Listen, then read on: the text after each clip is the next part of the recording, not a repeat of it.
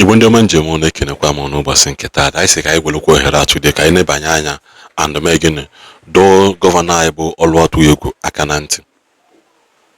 Biko ị na-enwetakwana vidiyo anyị share ya because na ọ bụrụ na ị share vidiyo nsogbu na-aga adịwa most times. Ị na-ajụzi onwe gị na-asị enwere ebe anyị nọ wee mejọọ this present government. Ọ dịza nnọọ ka enwe ebe eselect ka a na-alụ ọrụ iche. Ọ dịza nnọọ ka onwe ndị eselect ka a na-alụ ihe iche. I am not against government ịlụ ụzọ. What I'm advocating for the quality road. Unu anyị agafego era of iwụla ikolota n'ụzọ wụọ ya concrete. Population na-eme increase 1. 2 machineries na-eme increase 3.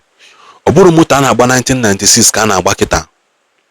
There are heavy duty trucks na-abata n'Igbo anyị that needs road akpala akpa pasi ike wụọ ya that na in the next 10 years enwere gọọmenti ya pụta wee were ụzọ wee mee campaign in major cities.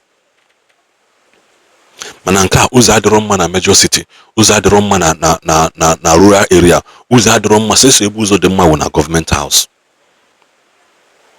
Biko na solo nọ na this video. Na anya ebe a kịta tag yala Governor Soludo ebe a. Akwa efere ebe nna na. Tag yala Governor Soludo, tag yala Commissioner for Works.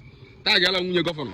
Ibe yese na tag yala nwunye gọvanọ ọ na gọvanọ afọ ya nwunye na ene bed gosi ya. Yes. Ebe nna ya awụ, ide anya ebe nna ya awụ na Nnewi. Ihe awụ ebe Lipo table water ya. African video eme maka this place. Ma da video ka na gọvanọ enweta nwunye. Ya ka yese ka ị ga-atag gọvanọ. I want to go in the yeah, also see from Lasel, Newi. I want to see from traffic Gava Ozobro. Oh, when I balance, you see Lasel about target to Nagata Machina Sabrata. Then you saw that Hana, a pen apple one way up. You saw those get about every meeting over a million about a bobo. Across the million have a go. Even before I cross the million, I have to go for self. So then you take your owner, you know, you attack, go look on the tag, all the very important. As I have a boomba, and I have a boomba. Oh, I'm no gang in or I want to happy you like it or not it you before this rainy season cafe, I get him was river. So I want to our auntie suspend you on an enemy, never good line, all the very important to me. Because over again was it's across ever. Now I never know what they want to say. I got fair. People on our I want to be more and more. I do go before. I do go to so because I can govern. Yes, I can govern. Nanya. Okay, I go already even. So you want to I can make go get again because so divide go. I am mama that you then ever na check across. Yes. Careful can man say get by next by the side when I go. Because I can governor. I can go to side you make one I go by sharp. I dey go governor. Na if you remember you know mbuze call. Na you remember you know if you forget mbuze. So mbuze do for long. And also go if I don't divide the period what dey for me right. And I can meet go on na government show. Go on government no me. I want government show. I can meet we here. And then you know make this video can I to go Yaro's go because I want to go Yaro. One day, in fact, we say I have to do media. We don't wake up before 2 months. And then we do that. I say, and then we do that before 2 months. So because and then also I'm going to say, "Men go with a lot of shit." If you get to we jump with you, we was I go. Man, I can control me. I can control me. And of course, I don't know more. We only budget was bigger. Come on, close there. Yes, so one Nigerian could not want to go and pay for the benna. On a lipo you have. Carefully, I need it. Yes. Okay. Akwe na afia. Nke akita ụgbọ. Nke akita na afana ụgbọ. Ụgbọ ebe ụgbọ. Then ebe akita awụ Nnewi. So, ịkọ ọsọ mbuze agbadakwa obere. Ịbanye ụgbọ ozugbo. Lee anya, ka efule ebe a niile. Ihe niile a mbuze. Ma polu ha ifo. Mbuze gacha azụ ya ha ncha niile. Azụ ihe niile a ifule ebe a mbuze. Yes, ọ nukwu bene ko sari video mee ka ọ ga viral ka o gọvanọ anyị ntị. Ekelekwa m one love. Thank you. Afọ m niile na-esigoro nya gbada video. Kita ajụzi onwe gị now. For the example, ọ bụrụ na dad na ndị bi n'ọgba nwere emergency and obu mmadụ emergency because ihe nje kwuli ha emergency bụ na juke na onwe gị ọ bụrụ na onwunye gị ọ bụrụ na onye ọzọ. Gọọmenti amantikwa anya n'ụzọ a today. Ibebe alụ ya. No ya dị after onwezi mgbe that place wee mee gịnị wee na ofu local government chairman n'iyi. Ejuzi onwe gị, who are the local government chairman representing those areas?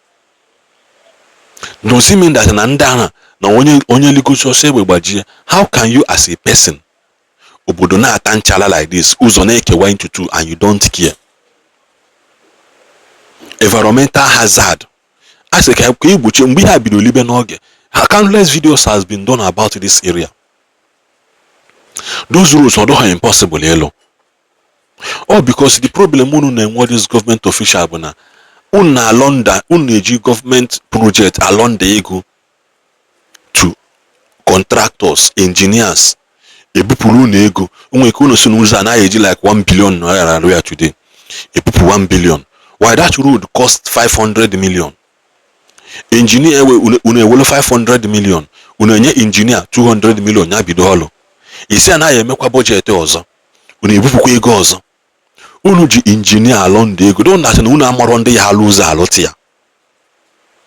There are so many Nigerian construction company known in this country that can be able to do those roads.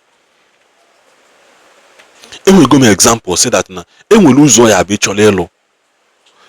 Ọ bụrụ some things were spiritual, ọ bụrụ na amaro mala na atụ ihe niile abụrụ ka agata ya na school. Enwere ihe bụ spiritual, enwe ụzọ ya bụ ịbịa lụ today, ije jụọ ese.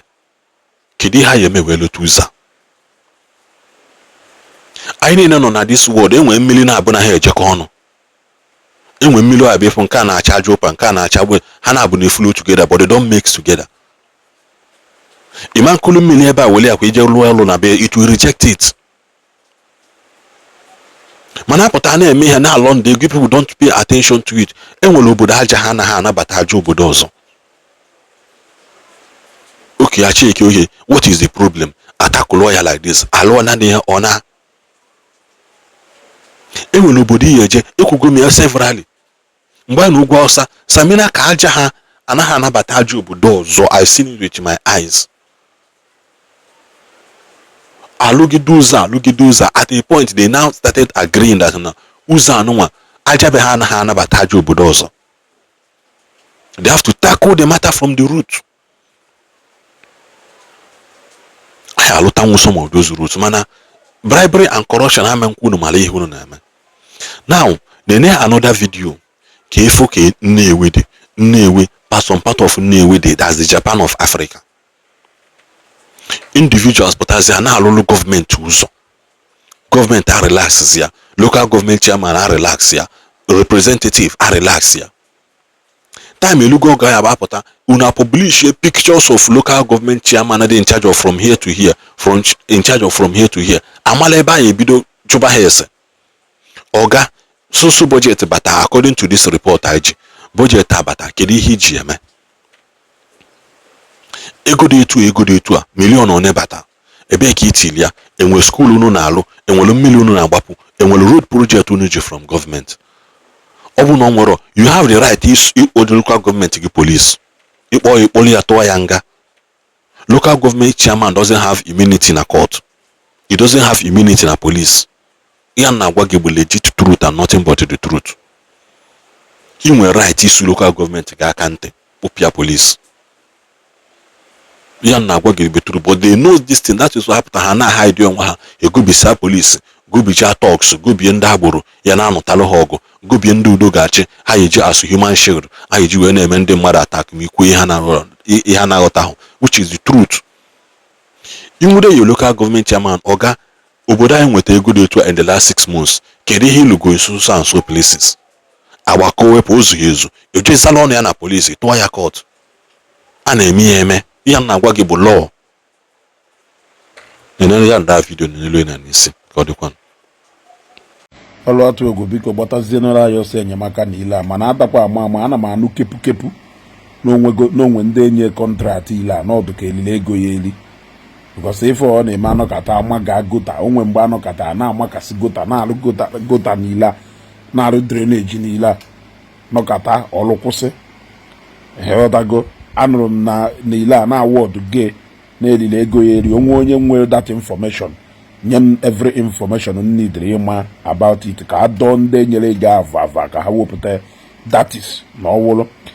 Ife na-ekwu maka ide ekpo aja niile a, ife a na-ekwu maka ide ekpo aja niile a, ọkwa ifuru ya ilu a kịta anyị nwozi ebe ya afụzi ka ụtọ ebe a ọzi aja aja ka ya afụ na ị na-aja ekposasịrị ụbọchị eni ịfụkwara ya ije kịta moto edipụchakwa na ya họ kịta emere m vidio like ebe almost 1 week plus ago ka m mee this video ịghọtago mana nje ebe ahụ echi niile kịta ịfụ na almost aja niile ekporo ebe a na pọtọpọtọ na moto efipịasịcha na deep kwa ebe a fọda biko Governor Soludo gbatara anyị ọsọ enyemaka ile adụ very vital.